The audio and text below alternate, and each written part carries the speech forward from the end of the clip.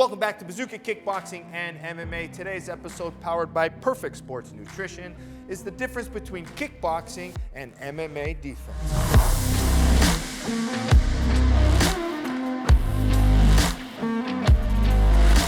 All right, in today's episode, we're breaking down the differences between kickboxing and MMA difference. Now, a lot of people might think it's very similar, but in reality, there's a lot of differences. And I mean, just from an untrained eye, you might see a little bit of the obvious differences, right?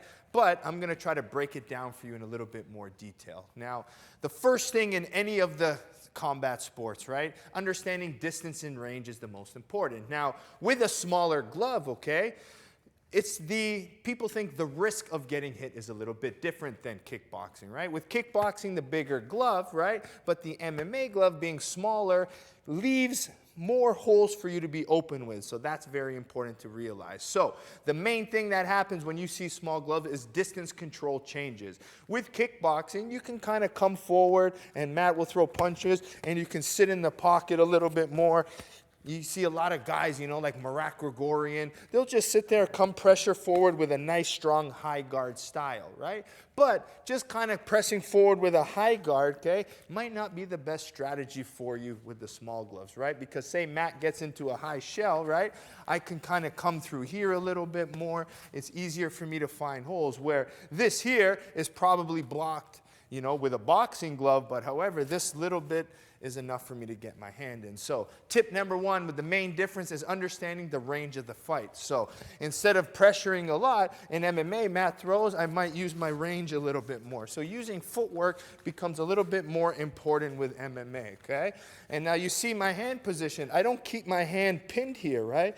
Because defensively, this isn't great for me in MMA. It might look like my hands are up, but in reality, it leaves me open to takedowns now, which I don't want to be involved in if I'm a striker, okay? And two, I can't really feint with my hand here, so I can't keep Matt off of me. So right away, distance control and feinting, you're going to see a lot more in MMA. So now, if I'm here with my hand down and I'm feinting a little bit more, one, I'm a little bit more interactive, right? And I'm not just getting stuck.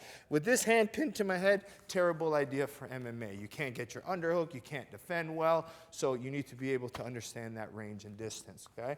Now, the second point, right? In kickboxing and MMA, the parry is a very important weapon because the parry now lets you kind of edge your way in from that big distance control, okay? So if I'm nice and long here in MMA, right?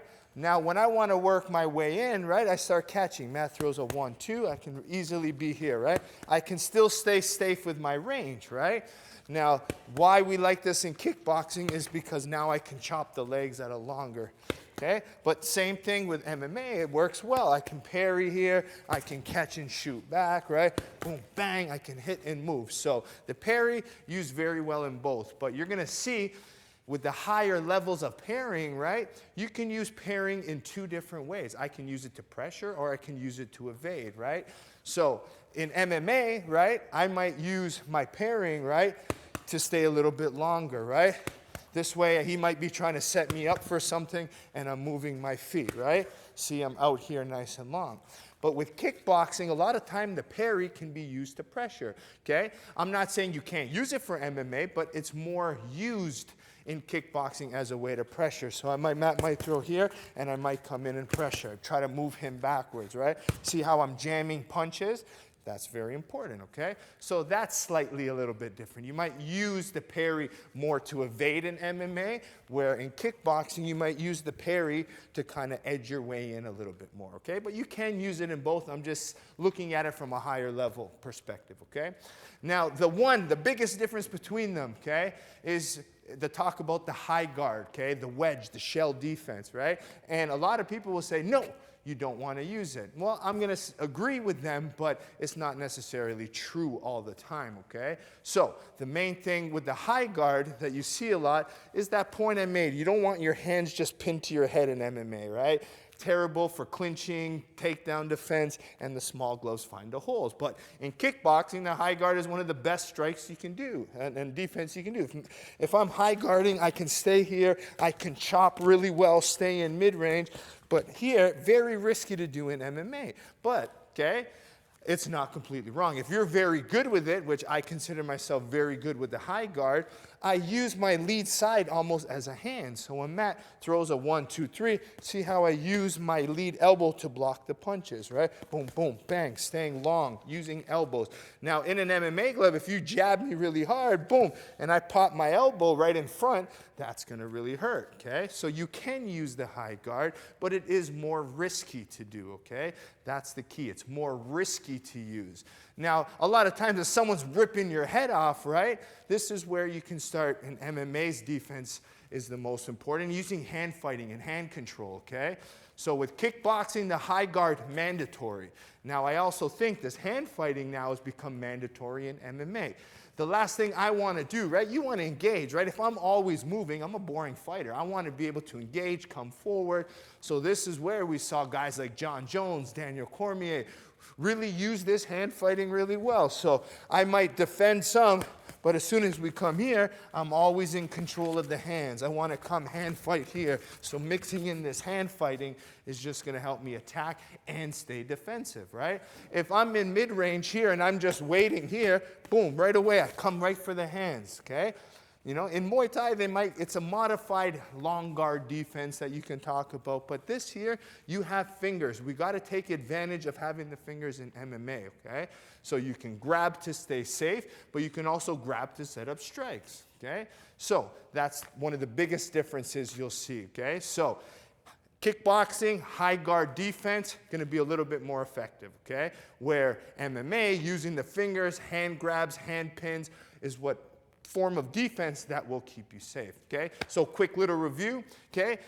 Distance control, very important in both, but more important, I would say, because of the smaller gloves in MMA. So managing this distance. So in kickboxing, I might even just stay a little bit closer, but in MMA with the wrist, I'm gonna keep maybe an extra 6 inches of distance, right? I'd rather be here a little bit, okay? Especially if I'm a striker not wanting to get taken down, that little bit of extra range gonna keep me safe with the punches. Now, point 2 was the parry. Now, with the parry, right, what happens is now I could pressure a little bit more, right, when it comes to kickboxing. But MMA, I might just stay here a little bit more. This way I can kind of counter a little bit further. High guard, as I mentioned, better in kickboxing than it is in MMA. And there's one last one that I didn't mention, is the head movement, okay? Now, I don't really overteach head movement when it comes to either kickboxing or MMA because of legs. It's dangerous, but you do want to mix it in with the other forms of defense. So what I mean by that is Matt might throw a 1, 2, 3, 1, 2, and I might just slip to 3, okay?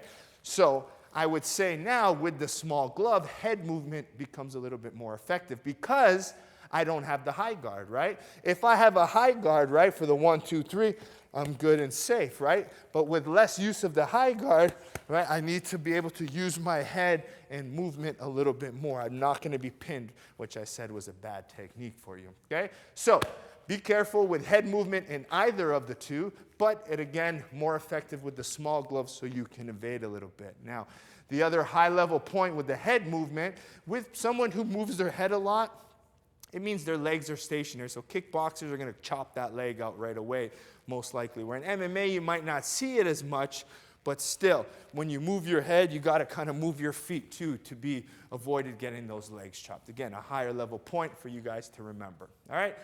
Again, a complicated video for you to understand. Defense does slightly change, right?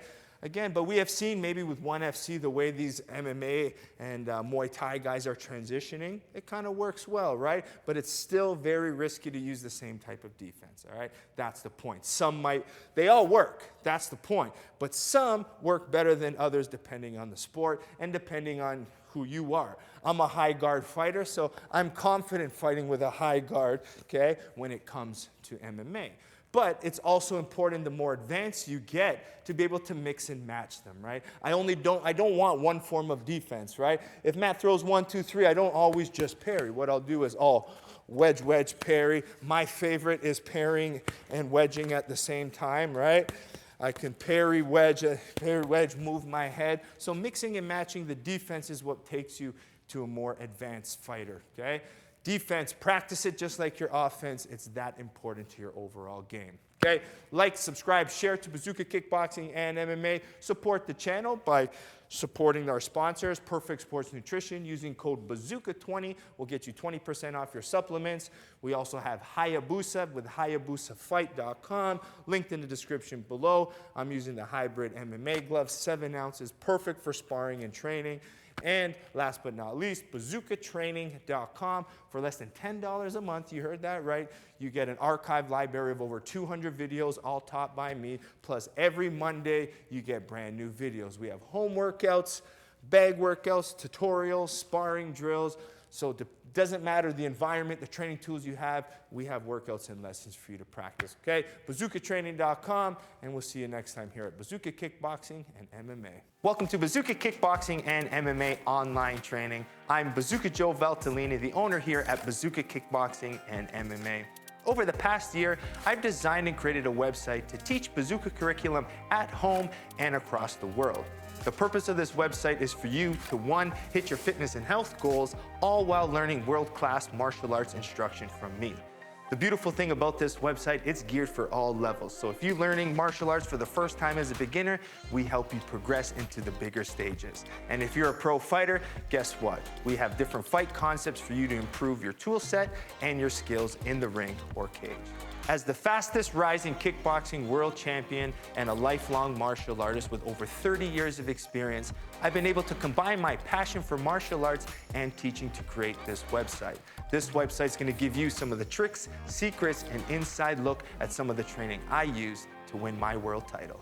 Once you subscribe to this site, you're gonna be getting weekly training videos and tutorials that you can do from anywhere. The sections are broken up into 3 parts. The first is bag workout. So if you have a bag at home or at your gym, you can use these workouts to supplement your training. The second is at-home workouts. A lot of us don't have the room for a bag or a bag in general, so these workouts are for no equipment needed and you can do them anywhere. And finally, the tutorial section. If you're having any problems with a specific technique or fight concept that's covered in any of the workouts, go to the tutorial section, learn the technique, and then go back to the workout, and this time, do it with proper technique. One of the added benefits once you subscribe is the forums section, where you can get a more personalized experience where you can ask questions and I'll be able to go in there and answer them. It's all about building a team and a community of martial artists helping each other grow. So subscribe now to get access to all the videos plus more so you can be part of the squad here at Bazooka Kickboxing and MMA.